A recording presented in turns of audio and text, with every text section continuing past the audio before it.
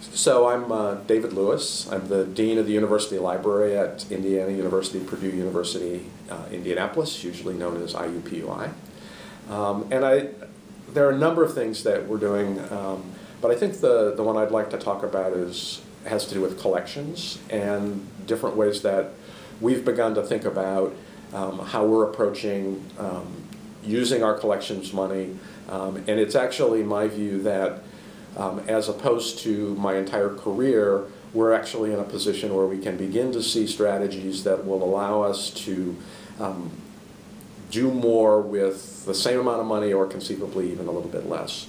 And I think we're looking at two changes that we see in the environment, maybe three changes that really are critical. The first is that we anticipate that open access publishing, particularly in the sciences, will be very quickly the predominant business model, and that this will give us an opportunity to divest ourselves of a lot of the for-profit publishers' publications that have really taken a lot of our money over the last several decades. And we see that as a real opportunity. The strategy that we're trying to deal with is to say to the scientists and the engineers, we'll spend as much money as we have in the past, but we're not going to spend more on a dollar-for-dollar basis. So we will buy less stuff from the big commercial publishers.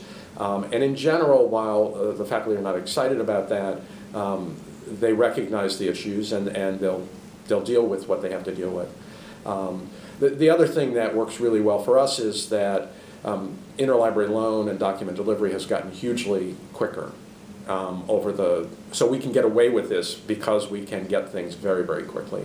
We're a member of the RAPID consortium, and whenever they send me annually they send me the letter on their delivery times, and inevitably if it gets to be more than 24 hours on average, they're usually under that.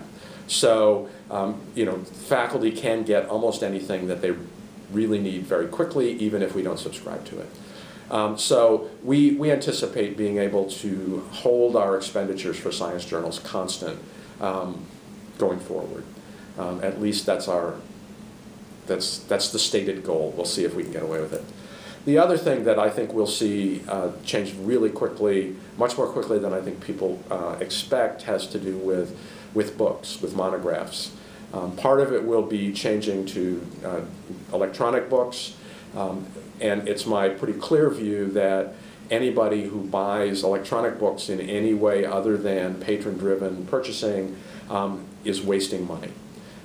Because fundamentally, you own the book when somebody wants it. And so buying it before they want it is, if there's any chance that it will never be used, and there is, then you've made a mistake, because some of those books will never be used and you've wasted money. And the patron-driven model, it's like the light in the refrigerator. When you open the door, the light goes on. So when the user wants the book is there. It's conceivable to me that the use of ebooks will increase in such a way that we'll spend all of that money because people will use more books than they have in the past, that we've underestimated how hard it is to use print books, which was clearly what happened when the journal literature went digital, and use went through the roof. Because it was really easy to find articles when it used to be really, really hard. So it's conceivable that it won't be cheaper because the use will go up, but that's a good thing. But it's more likely, it seems to me, that the use will be relatively constant and the cost will go down. And you can do this with print books as well. So it used to be you would have to buy a book because it would go out of print. And about the only place where that applies now is with exhibition catalogs for our collection. And you can buy, and maybe you could do that on Amazon's used system as well too, I don't know. But my art librarian tells me we still have to buy exhibition catalogs. So I think we'll spend less money on books going forward in ways that will be significant. If we can only buy the things that are being used, we'll buy at a minimum 25 to 30 and maybe as much as 40% less than we would buy in a just-in-case strategy.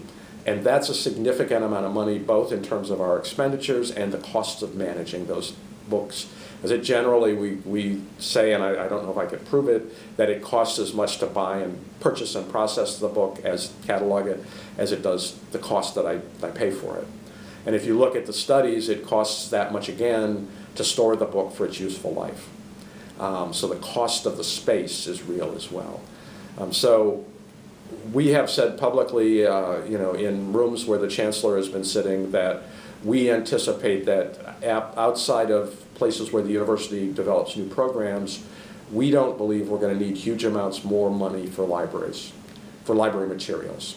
And so that gives us an opportunity to channel those resources into the kinds of things we think are important going forward, around preserving digital collections that are unique to the campus, faculty research data, materials that they're studying as a result of their work, things that we do in conjunction with the community around the history and culture of the city.